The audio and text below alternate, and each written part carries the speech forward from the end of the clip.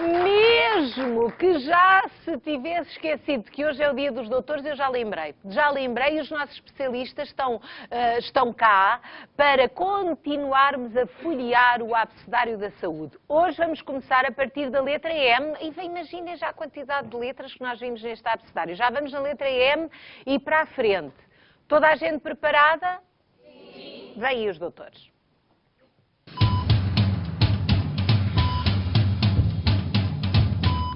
Já cá estão, façam o favor de os receber.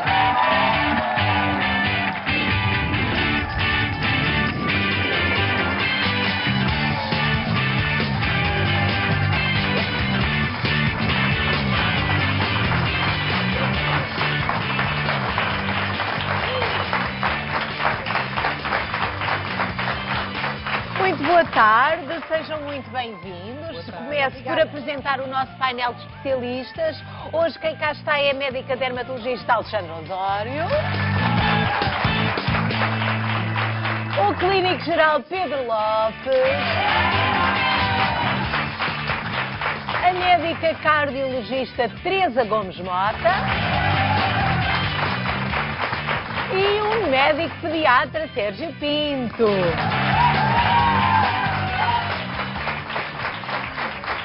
Vamos então continuar a folhear o nosso dicionário da saúde. Já falei da letra M, aí vem ela. Ora, M de meningite. Desta vez escolhemos meningite. Há quem lhe chame o inimigo escondido, uma das doenças que alarmam mais os pais com filhos pequenos, e quando há notícias sobre surtos de meningite, toda a gente fica num desassossego. Doutor Sérgio, vamos antes de mais, a meningite é o quê? A meningite, esse grande papão da idade pediátrica, mas é mesmo, não é? É uma doença que resulta da inflamação das meninges. As meninges são umas membranas que protegem o nosso sistema nervoso central, nomeadamente o cérebro e a medula. É uma situação que pode-se dever a várias causas, mas mais frequentemente está implicada uma infecção. Mais de 100 agentes estão implicados, desde vírus a bactérias. Portanto, pode haver 100 bicharocos, digamos assim, ou mais, que podem provocar a meningite. Geralmente, falou do papão da idade pediátrica, porque as crianças são mais atingidas. Sim, pode atingir qualquer idade, mas de facto abaixo dos 5 anos é uma situação relativamente frequente. Em termos de sintomas, habitualmente o indivíduo apresenta febre, dores de cabeça e também vômitos, e podem associar outros sintomas, nomeadamente prostração ou irritabilidade e também fotofobia, ou seja, dificuldade em encarar a luz. Portanto, quando os pais começam a perceber que algo está diferente no comportamento dos filhos, isso é mais fácil de detectar, se calhar, com crianças mais velhinhas. Sim. Num bebê não fica mais difícil? Abaixo dos 2 anos é uma situação com um diagnóstico difícil, porque estes sintomas são muito mais subtis e, de facto, é muito mais difícil fazer o diagnóstico. Pelo que o médico tem que estar atento, tem de fazer um exame detalhado, prestando particular atenção aos sinais menígeos, que são sinais que se pesquisam para perceber se as meninges estão inflamadas ou não, como a rigidez da nuca, que se pesquisa com a criança deitada e vamos fazendo uma flexão na cabeça na direção do tronco para perceber se há alguma rigidez e se desencadeia algum sinal menígeo, mas também devemos estar atentos a um exame físico completo para perceber se há alterações cutâneas associadas a algumas infecções, perceber como é que é o estado neurológico da criança e se existem alterações de comportamento. Portanto, são algumas coisas que temos de estar atentos em termos de exame físico. De qualquer modo, há algum exame particular que dê a exatidão? Porque há situações que se calhar não são tão fáceis colocando de diagnosticar. a hipótese de se tratar de uma meningite, é importante fazer análises, exames complementares de diagnóstico, análise ao sangue, mas é importante fazer a punção lombar. A punção lombar é uma técnica que consiste em obter um bocadinho de líquido que envolve as meninges, que é o líquor, ou o líquido cefalorraquidiano, em que podemos obter esse líquido através de uma pica, Uma pica, sim, que é como as crianças... Usando uma linguagem assim mais popular, portanto, uma agulha deste género, vamos picar entre as vértebras, um pouco acima do rabinho, e vamos tentar picar desta forma e vamos obter desta picadela. vamos retirar depois este mandril, vamos obter líquido que, depois de colhido num tubo deste género, vai ser enviado para o laboratório e vai nos permitir fazer o diagnóstico de que tipo de meningite é? Primeiro, perceber se temos uma meningite e depois perceber que tipo de meningite. Porque isso faz diferença? Faz diferença. Portanto, temos, assim de uma maneira fácil, dois tipos de meningite. A meningite viral, que é a dita meningite boa, que toda a gente fala, e a meningite bacteriana, a dita meningite má. A meningite viral habitualmente é uma doença que não tem grande problema, não exige internamento, uma vigilância apenas de horas, talvez algum tratamento só sintomático para tratar a febre e pouco mais. E não deixa habitualmente qualquer sequela. Ao contrário da meningite bacteriana, que muitas vezes portanto, é uma doença grave, que exige um internamento prolongado, terapêutica com antibiótico endovenoso na veia, com uma duração de cerca de uma semana, e muitas vezes associa-se a complicações. Cerca de 30% a 40% das crianças com uma meningite bacteriana podem desenvolver alguma complicação, desde complicações mais simples a complicações mais graves, como surdez, epilepsia, atraso mental. Por isso é que é mesmo importante detectar a meningite e perceber que se é do tipo boa ou do tipo má, e depois há sempre um grande alarme à volta da meningite. Trata-se de uma doença contagiosa. Portanto, a meningite é uma doença contagiosa e é importante que os contactos sejam alertados para que, de facto, esta situação existe. Ou seja, o médico tem de alertar as autoridades de saúde. Tem que ser sempre participado. Tem que ser participado, sobretudo as meningites bacterianas. As virais não têm qualquer problema, não é para fazer nada. Portanto, os contactos não fazem nada. Mas as bacterianas podem ter a indicação para fazer profilaxia a alguns contactos. São os contactos mais íntimos, ou seja, os familiares que coabitam com a criança ou os colegas da mesma sala, da mesma turma. Mas o quê? Agarradinhos ou dar beijinhos ou mexerem nas coisas uns dos outros? Se for um contacto ocasional, não tem indicação, mas se for um contacto mantido, tem indicação para fazer, e aí as autoridades, o delegado de saúde, o médico, têm a obrigação de identificar estas crianças, e mesmo os profissionais que contactam com a criança, os educadores, os professores, para fazerem profilaxia, consiste num antibiótico durante 2 dias para tentar evitar o contágio, a doença. Portanto, mais importante do que tudo o resto é detectá-la a tempo, o mais rapidamente possível, para se poder tratar, não é?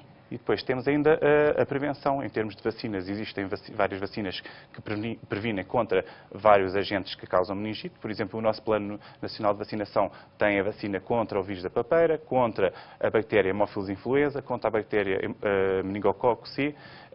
Isto já faz parte do plano, portanto, e todas as nossas crianças têm esta vacina. Portanto, nada de andar com o boletim de vacinas atrasado. Exatamente. Não é? Claro que existem outras bactérias que não temos vacinas, existe também uma outra vacina no mercado e que está recomendada fazer por parte de algumas autoridades de saúde, que é a vacina contra o pneumococo, mas que infelizmente não faz parte do Plano Nacional de Vacinação e não é comparticipada. Muito bem, acho que tivemos aqui bons esclarecimentos sobre a meningite. Vamos continuando então a folhear o Dicionário da Saúde. Antes disso, isto é sempre uma hora que tenho gente a chegar aqui ao contacto do Boa Tarde. É isso que nós sabemos, é que ao longo da tarde os espectadores se vão juntando a nós, até porque acabam alguns afazeres que têm, compromissos que têm, portanto chegam, não sabem o que se passa. Vou dar todas as informações. Estamos aqui em plena consulta em direto com os nossos doutores. É verdade ou é mentira? É verdade. É verdade. Temos um cartão de sonho. É verdade ou é mentira? Até nem se costuma dizer a palavra mentira, não é? Não é? Que as mães até dizem, não se diz mentir, que isso é feio. Não se diz mentiras. É uma inverdade. É uma inverdade, não é, doutor Pedro? É uma inverdade. Mas aqui não há inverdades, porque eu estou aqui a dizer tudo coisas que são absolutamente fáceis de comprovar. Temos o cartão de sonho, por exemplo, não é? No final do programa, e é exatamente por isso que eu fiz agora aqui uma pausa na nossa consulta com os doutores, porque há 24.500 euros de prémio acumulado e 1.000 euros garantidos. Portanto, se está a chegar agora, prepare-se, porque no final do programa vamos entregar o cartão. Quem sabe hoje não é a sua vez de o receber. Para isso é preciso inscrever-se marcando 760 20 60 20. Não há outra maneira de se inscrever no nosso passatempo e não há outra maneira de ganhar o cartão de sonho. Portanto, só marca quem quer, mas quem marca, habilita-se. Boa sorte!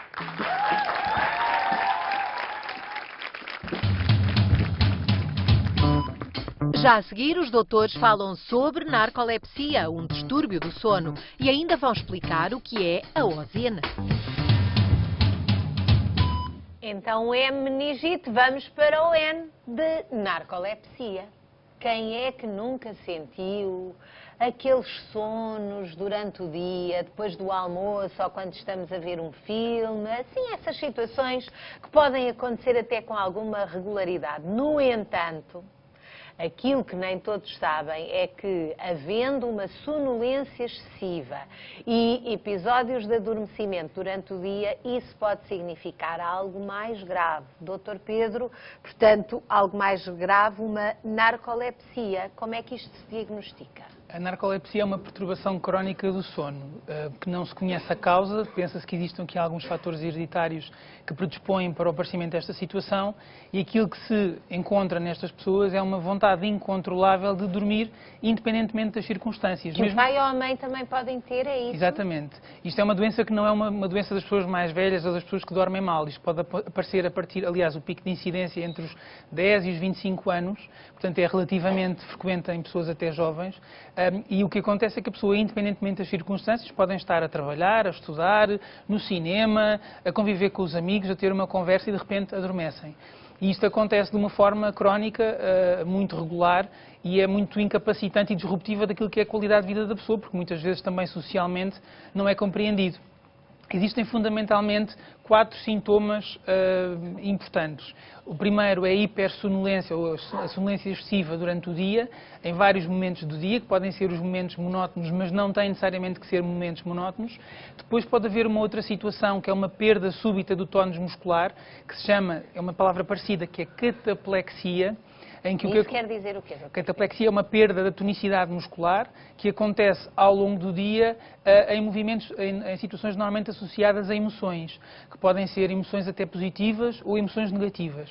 Depois existe uma outra situação, que são uma perda da tonicidade, uma perda da capacidade de se movimentar, que é próxima do adormecer ou do acordar, que se chama paralisia do sono, e que é outro dos sinais que podemos aqui encontrar, e um quarto, que são as alucinações, também ao adormecer ou ao acordar. Mas isso que nos está a dizer é mais fácil para os outros identificarem. Pode haver narcolepsia que não seja tão exagerada, que se manifeste de outra forma e que a pessoa possa achar que não, que é outra coisa, ou que está cansada, ou é sempre fácil o diagnóstico? Nem sempre é fácil o diagnóstico, e pessoas que tenham este tipo de perturbações devem ter o cuidado de fazer um bom diário desses momentos, ou seja, para irem ao médico com a matéria-prima que é fundamental, que é a avaliação dos momentos em que isso aconteceu.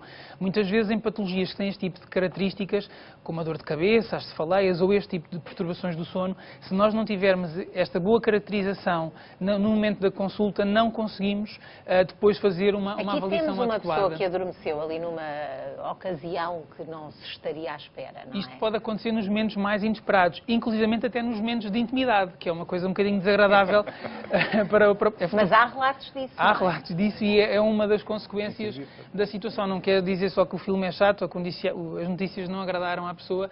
Pode acontecer até em momentos em que não é suposto, de facto, a pessoa adormecer.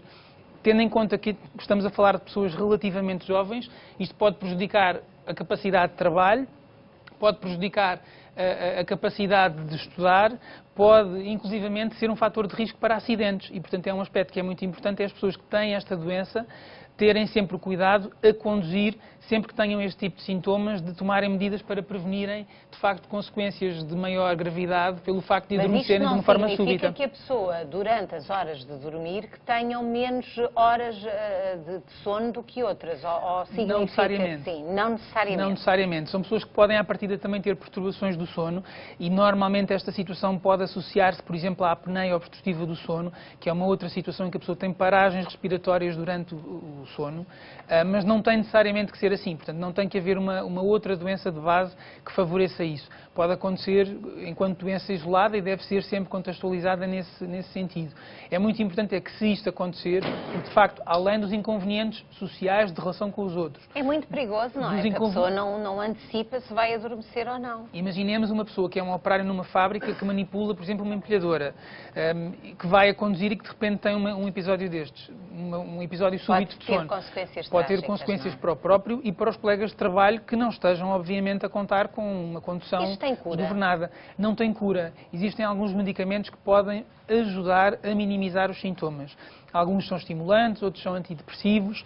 E existem alguns medicamentos que não estão aprovados em Portugal, que têm efeitos bastante mais satisfatórios do que aqueles que estão aprovados no nosso país, mas são as contingências do mercado farmacêutico que temos, que de facto permitem melhorar o quadro clínico, mas não controlar ou tratar este problema. E, portanto, como eu disse, identificar estas situações, Identificar é a principal... partilhar com as pessoas que estão à nossa volta, para que as pessoas possam saber como lidar e não entrar, obviamente, em pânico e, sobretudo, não fazer situações que nos possam pôr em perigo, sozinhos. Ou seja, não conduzir sozinho, não ter uma profissão em que exija condução, por exemplo, de máquinas ou manipulação de objetos que possam ser Porque isto cortantes. pode, de facto, ter consequências muito complicadas, Claro, não é? E graves. gravíssimas, claro que Portanto, é preciso ter atenção a isto e, provavelmente, há pessoas que andam durante tempo demais com esta doença sem saber, não é? Com esta perturbação. E um truque que as pessoas podem adotar para quem tem ou para quem convive com pessoas com este problema é fazer pequenas cestas ao longo do dia. A pessoa pode ajuda. Se a pessoa tiver uma rotina de cestas ao longo do dia, basta que sejam 15 a 20 minutos, com intervalos de 2, 3 horas, vai reduzir a incidência destes episódios. Portanto, não resolve o problema, mas pode ajudar, de facto, a quem tem esta situação a ter menos episódios, portanto, e que sejam menos... Obrigada, Dr. Pedro. Ora, vamos